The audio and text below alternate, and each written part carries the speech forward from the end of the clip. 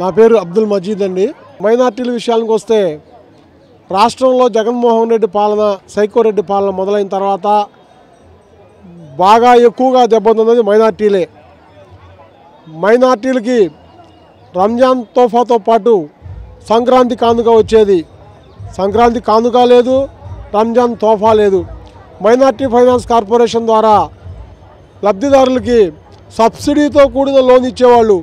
ఈ 5 సంవత్సరాలలో ఒక్కరికి కూడా లోన్లు ఇచ్చిన దాఖలా లేకపోగా ఇక్కడ మైనార్టీ ఫైనాన్స్ కార్పొరేషన్ అడ్డం పెట్టుకొని రాష్ట్ర ప్రభుత్వం లోన్లు అప్పులు పుట్టించుకొని మైనార్టీ ఫైనాన్స్ కార్పొరేషన్కి కొండలాగా ఒక అప్పును మిగిల్చి వెళ్తూ ఉంది. ఇంకొకటి మెయిన్గా పేద ఆడపిల్లల కోసం నారా చంద్రబాబు నాయుడు గారు అద్భుత ఆలోచనగా దుల్హన్ పథకాన్ని తీసుకుని వచ్చారు. గతంలో ఉన్న ప్రభుత్వం 50,000 రూపాయలు పెళ్లి ఖర్చుల కింద ఇచ్చేది. చాలా గొప్పలకు వెళ్ళి పెంచుకుంటూ పోతామనే భాగంగా 1,00,000 రూపాయలు ఇస్తామని చెప్పి ప్రగల్భాలు పలికి ఈ సైకో ప్రబుద్ధుడు కనీసం ఈ 5 ఏళ్లలో ఎంతమందికి ఇచ్చాడు? చాలా వేళ్ల మీద లెక్క పెట్టే వాళ్ళకి మాత్రమే ఇచ్చాడు.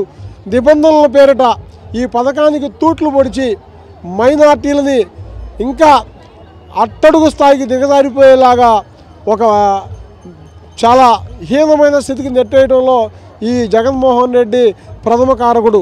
మళ్ళా మైనార్టీలు పైకి లెగవాలంటే మళ్ళా చాలా సంవత్సరాలు పట్టే పరిస్థితి. ఆర్థిక పరిస్థితులు, కరోనా వల్ల, ఈ జగన్మోహన్ రెడ్డి విధానాల వల్ల అట్టడుగు స్థాయికి చేరుకున్నారు మైనార్టీల్లో మైనార్టీలు అయిపోయే పరిస్థితి తీసుకొచ్చాడు ఈ జగన్మోహన్ రెడ్డి. అట్లాగే ఒక నిరుపేద కుటుంబం, అబ్దుల్ సలాం అనే కుటుంబం ముస్లిం సమాజంలో ఆత్మహత్య చేసుకోవటం మహాపాపం.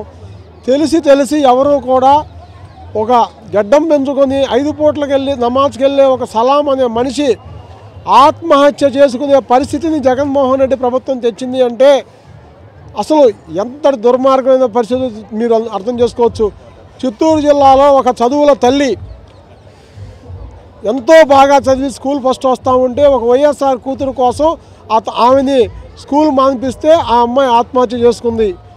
ఇట్లాగా చెప్పుకుంటా పోతే చాలా కోకొల్లలుగా ఉదాహరణలు.